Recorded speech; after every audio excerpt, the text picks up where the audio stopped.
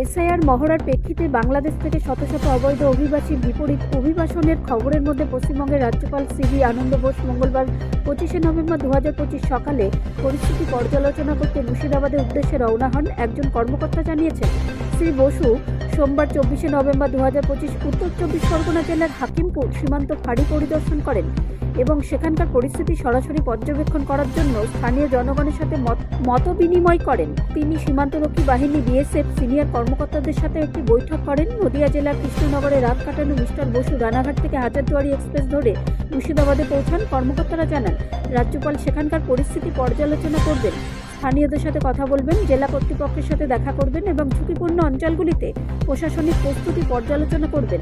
বিশেষ নিবিড় সংশোধন এসআইআর হল ভারতের নির্বাচন কমিশন কর্তৃক পরিচালিত একটি গুরুত্বপূর্ণ পদক্ষেপ। কলকাতায় রাজ্যপাল বলেন, রাজ্য ভোটার তালিকার এসআইআর বাস্তবায়নের পর অবৈধ বাংলাদেশি অভিবাসীরা তাদের দেশে ফিরে যাওয়ার চেষ্টা করছে, এমন মিডিয়া রিপোর্টের একাধিক ব্যাখ্যা করা হয়েছে। আমি নিজের চোখে পরিস্থিতি পর্যালোচনা করতে চাই, যাতে আমি নিজেই একটি মতামত তৈরি করতে পারি, মিস্টার বোস শহরের সাংবাদিকদের বলেন। ব্যুরো রিপোর্ট, রাষ্ট্রীয় প্রসার বাংলা।